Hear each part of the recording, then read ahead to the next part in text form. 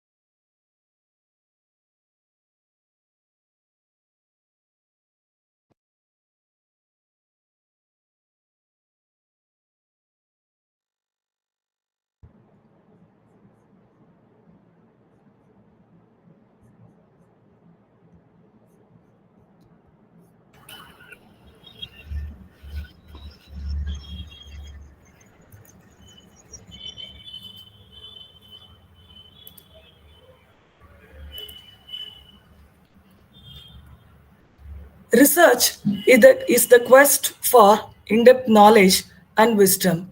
Quotes by Laila Akita. A very good evening to one and all present here.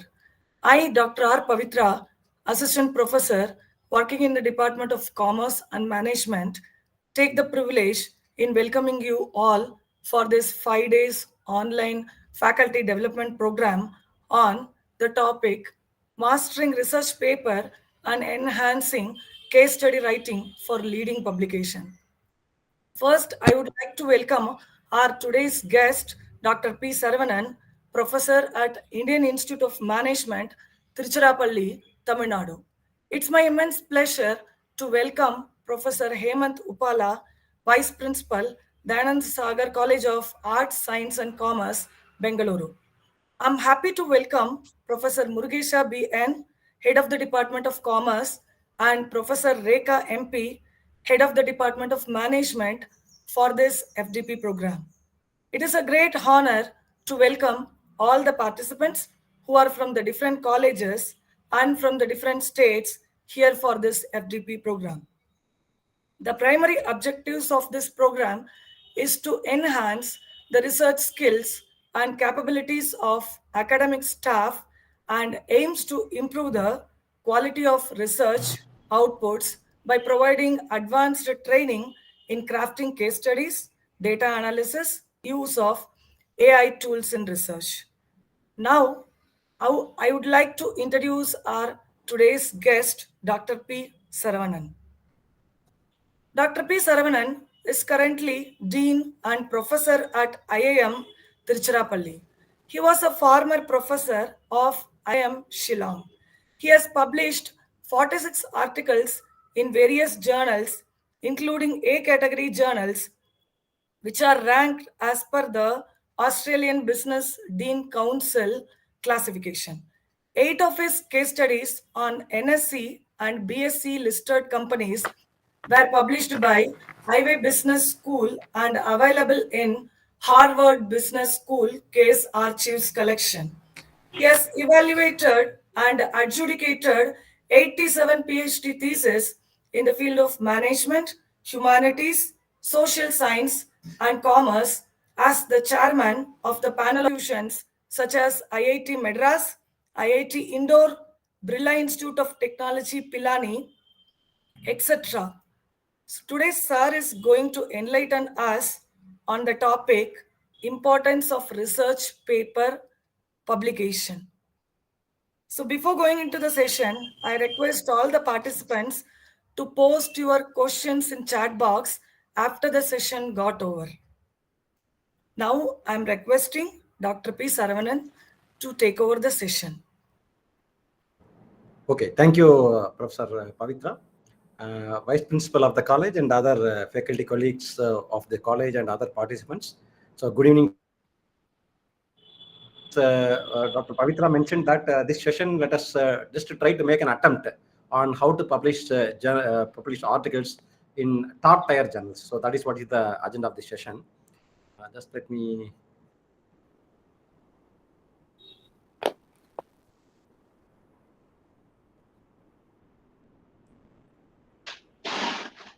Saravanan sir, you can share your screen, sir. Actually. Yeah, is it visible? So the screen is visible. Are you able to see the screen? Yes, sir, screen is visible. Okay. Okay. So today, let us keep the roadmap like that. We'll say, please be interactive. A very important point. Please be interactive. Ask me to stop at any point of time when you are not getting anything clear. So I will also ask you a question. Try to make an answer. There is no right, wrong answer for the question that I am asking. Whatever that you think is coming to your mind, please share your answer so that we can keep it as a more of a dialogue instead of a monologue. Okay.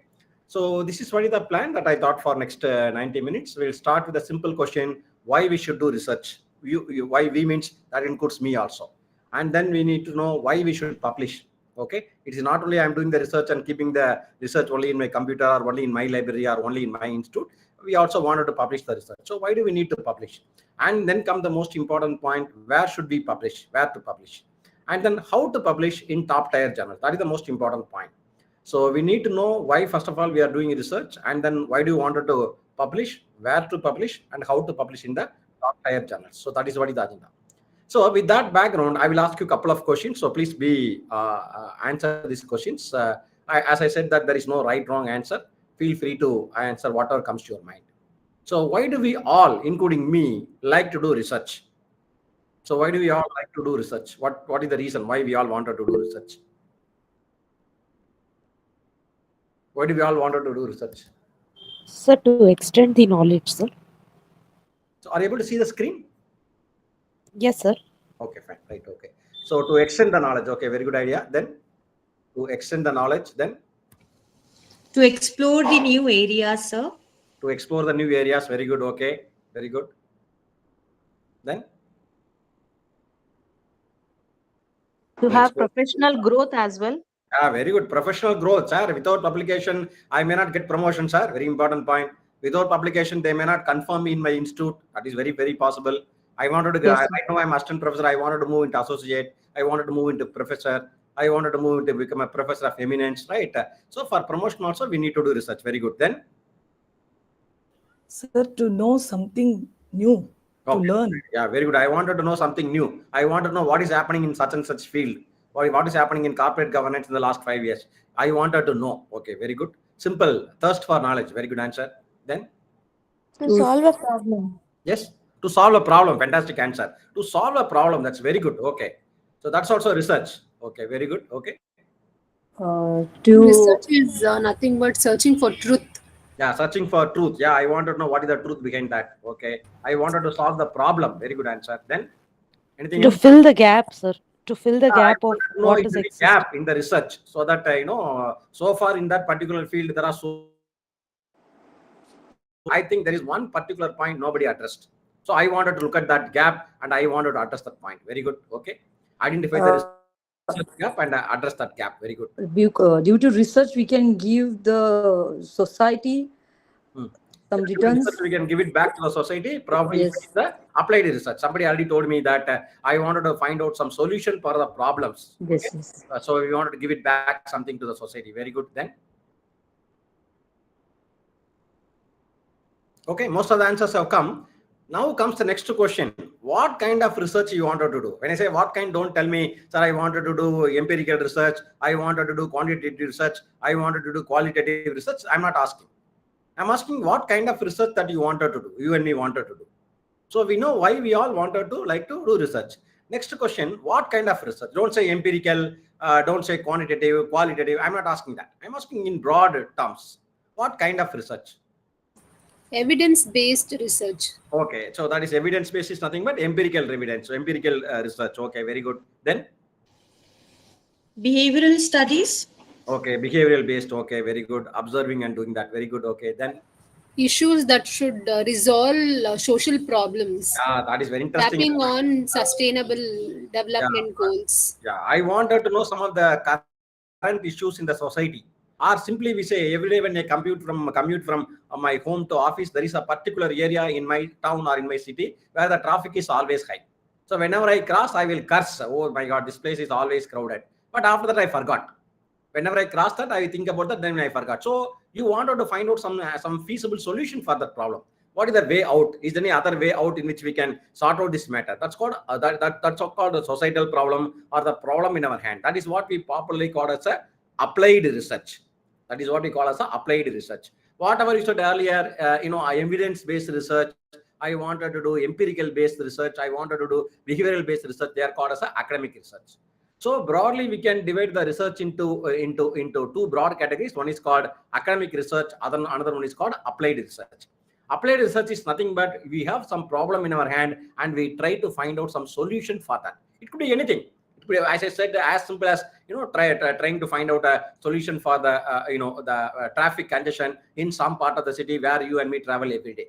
We curse the traffic and we don't care about it, whether we can do something so that we can ease the traffic or not. We don't bother about that. So this is called applied research. Okay. So two kinds of research we can do, you and me can do. One is called academic research, as what my colleague mentioned that. Another one is what is called as applied research. And sometimes this applied research is also leading you to some consulting assignment.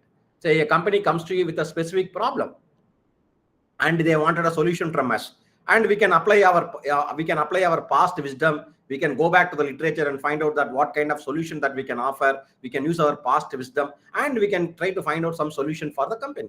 We try to find out some solution for the company. Okay, that is called applied research. Or we can say that we try to find out some solution for the ongoing problem in a company, ongoing problem in the society, whatever it could be. Are you getting my point? So when we say Sir, that, sorry. Yeah, yes. Sorry to interrupt, sir. We couldn't able to see the PPT slides. Only files are Yeah, that's what I asked you to cross-check that one. I will reshare it again.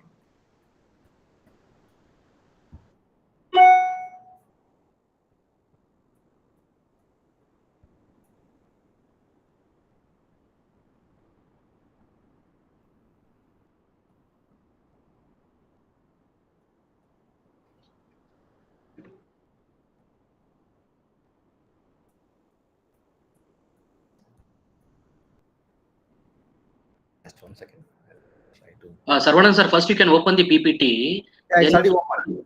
you can go to the share. Yeah. Then on the share, you can go to the Windows option, Windows tab option. There you can see that PPT which is open now. So that one you share it actually. Then you can see the PPT actually. Now is it visible? Yet to come. Yes, sir. We are able to see, sir. Some question mark is there actually. Yeah. Yeah. So previous thing, this is what I asked. Previous one, what I asked you is about what is the plan, and the next one, what you already answered me, what kind of research that you wanted to do. So we like to do, we all will do what kind of research. We discussed about the academic research and applied research. Okay, fine. Now the next interesting question, you already fairly told me why we need to do research. And this is most of the points I already shared with you, to share the knowledge generated, to add value to the existing body of knowledge.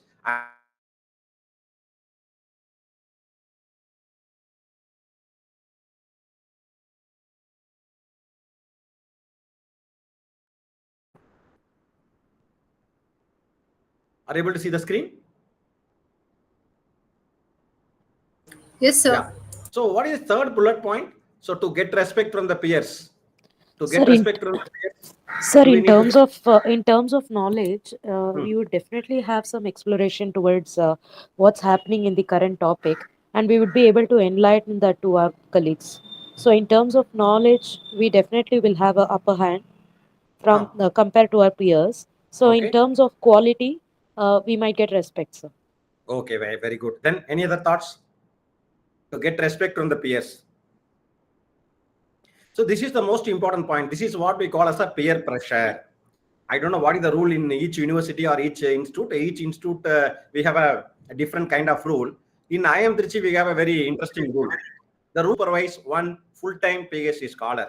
I repeat, if I wanted to supervise or if I wanted to be the chairman of the doctoral level program committee, chairman of a doctoral program committee, I should have one A category paper in the last 3 years. I repeat, I should have one A category paper in the last 3 years. Before that, if I have any A star, A doesn't matter. In 2024, when I wanted to supervise one PhD scholar, in the previous 3 years, I should have one A category paper. Then only I am permitted to be the chairman of the doctoral advisory committee, what we call DAC, DAC. What does it mean? So what is the logic given by the institute is very simple. Hey, look, you wanted to supervise some PhD student. So you yourself should have a A category paper. Otherwise, you are not eligible to supervise a student, which means I can be a member in the committee. I can be a member in the doctoral advisory committee, but I can never be the chairman. I hope you understand what I mean by chairman. Chairman is actually the supervisor of the student or the guide, put it in a simple language. Chairman is the guide for that particular student. To become a guide for the particular faculty, the particular professor should have one A category paper in the last 3 years. Suppose if in the last 5 years, I have 3 paper, doesn't matter. In the last 3 years, do you have any A category paper? Yes. Then only you are eligible to guide one particular PhD student. Suppose I don't have any, in the last 3 years, I don't have any A category paper. Then I can be only a member in the doctoral advisory. 4 people, I can only be a member. I cannot be a guide or I can be the chairman or I cannot be the supervisor. Are you getting my point? Yes, sir. So that is the condition here. So of course, this condition will vary from institute to institute, university to university. It will vary. Now the point is, unless always we do research, unless always we do publish paper, it is very difficult to get not only respect from the peer, but also very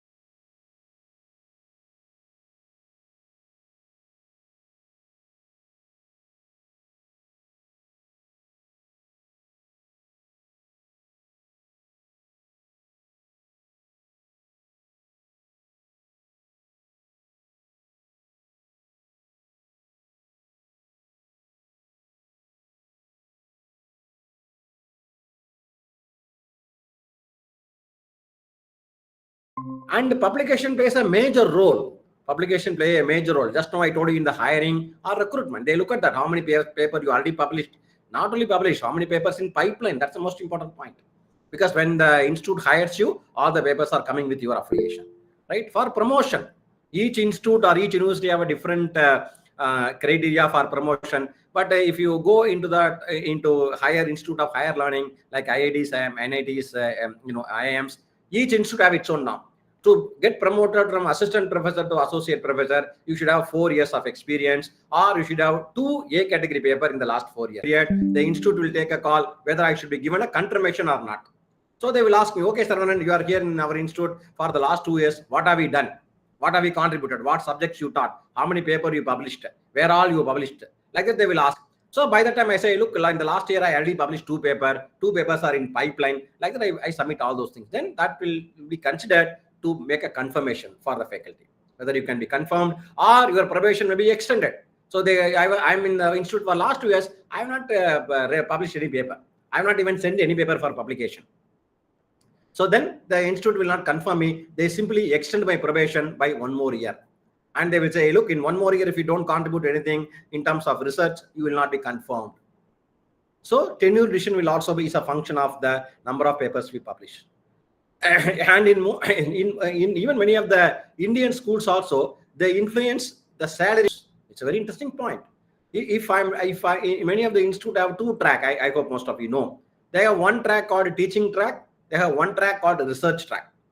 So if I say to the if I'm being appointed in a research track, I need to concentrate more on research. I can teach only 2 courses in a year.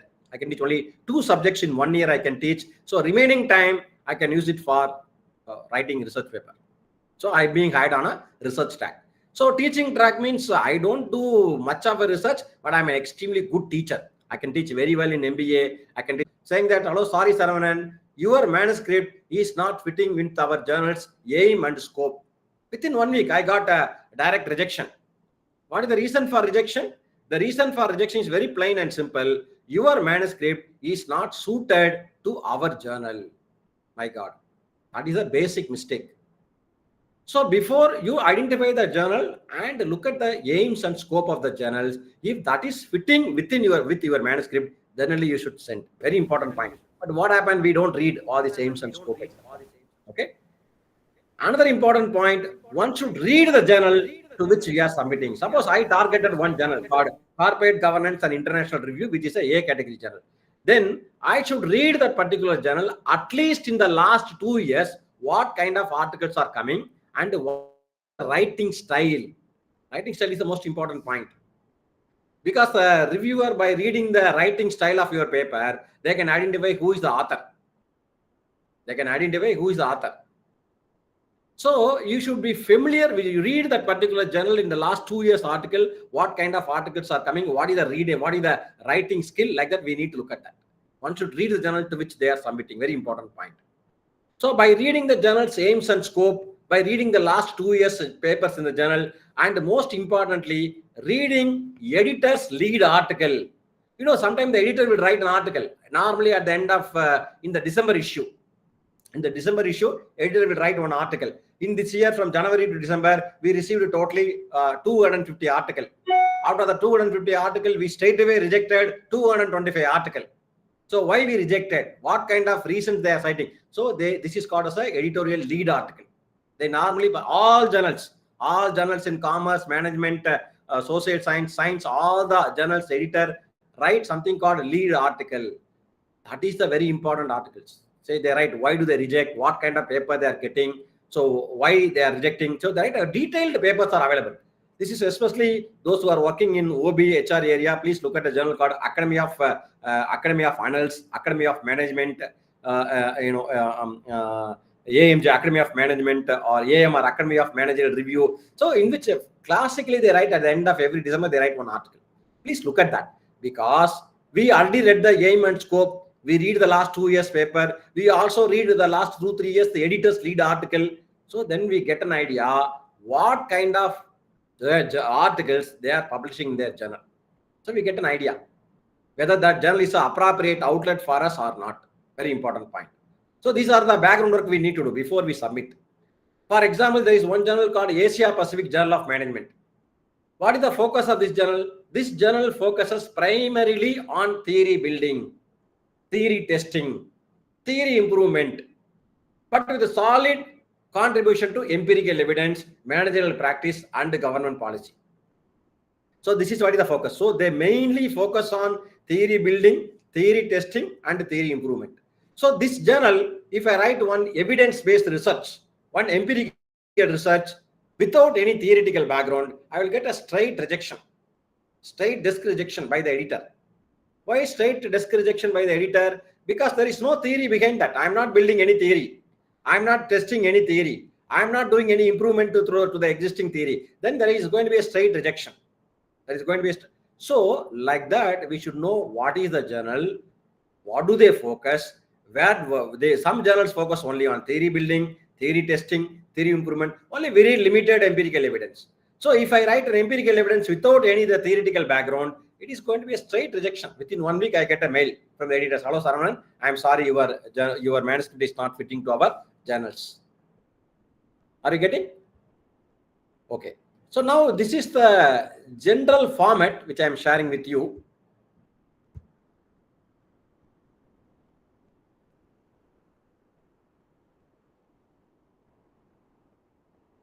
Of any article broadly.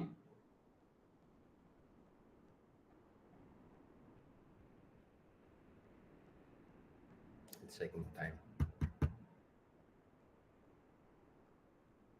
So this format indicate you how much could be your intro, what you need to talk about that, how much you can talk about your review of literature. See, the basic philosophy is very simple philosophy out of my experience, I'm telling you.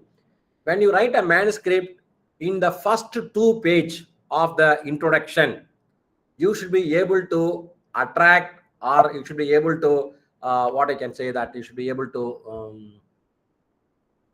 impress the editor or the reviewer. You should be able to impress the editor. If in 2 pages, in the first 2 pages, if you are not able to impress the editor, then there is no merit of writing the paper. I'll show you that piece. It's a general format. I can share it with you.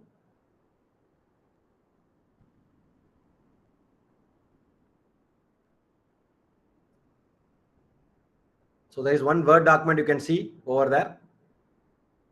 We need to look at the aims and scope. We need to write the title should be plain and straightforward. Title should be plain and straightforward. Abstract should have a concrete information, basic results and quick contribution, not more than 200 words. Hope you are able to see this Word document. Yes, sir. Okay. Then introduction, theory, hypothesis, method. This is the broad format. This format might change from journal to journal. I will share you this document. Please look at that. Okay. While writing the manuscript, you have to be doubly, triply ensure that in the first 2 pages, you should be able to retain the reviewer. You should be able to retain the editor with you. Because he's reading first 2 pages, he's not evincing any interest. Hey, what this man is writing, man? What he is writing? I'm not getting anything. If that is the case, then you are lost. It's very difficult to convince the editor. So you should impress him in the first 2 pages. Okay. So that's a simple rule of thumb. You can keep it.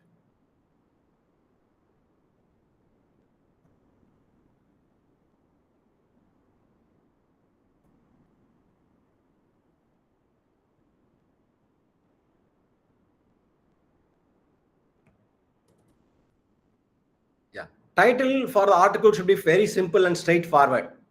Look at your title. Please look at this title. I hope this slide is visible to you. Yes, sir, it is quite visible now. An examination of attitude, value, culture, and corporate governance that impact firm competitiveness in Asia and the West. This is the title of the paper, title of the manuscript. When you have such a lengthy title, people may not evince any interest. What to do, sir, then? So you need to bring it down.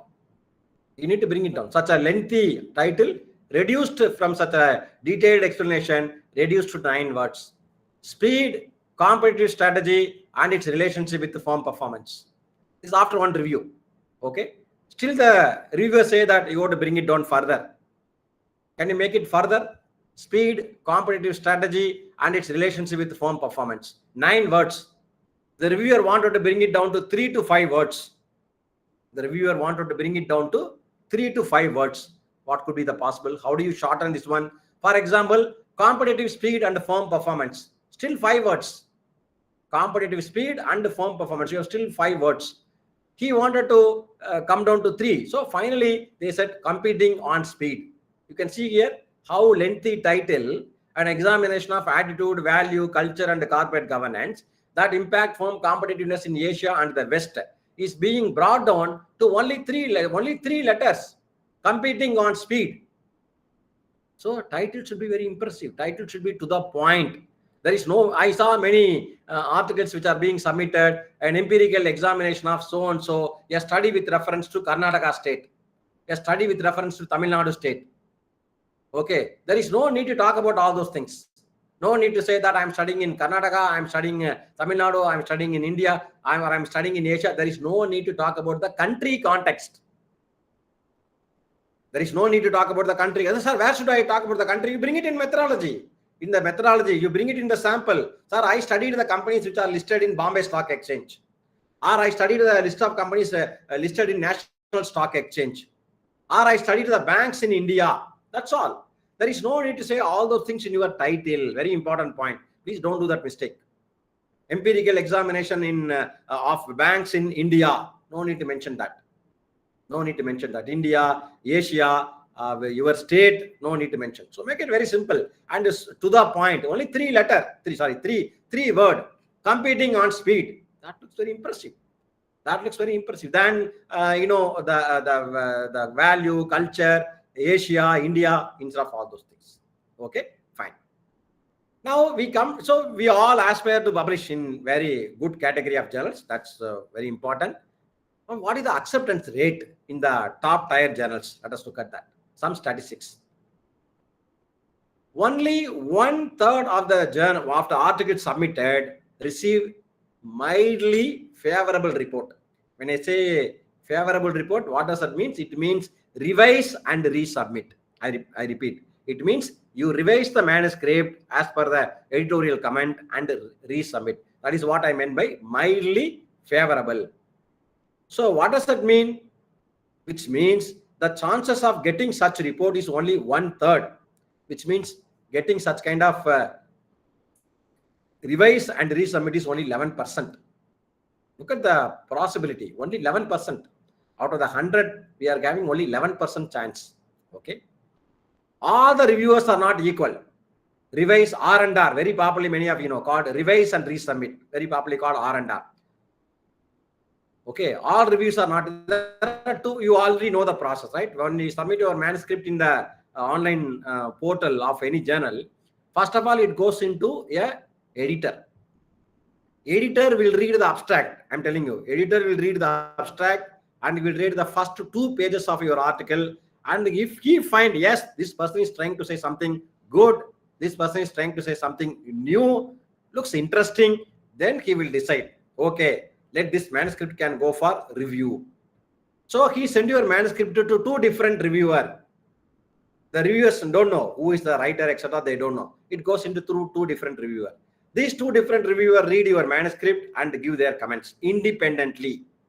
And once when the comment comes to the editor will send this to reviewers of comment to you.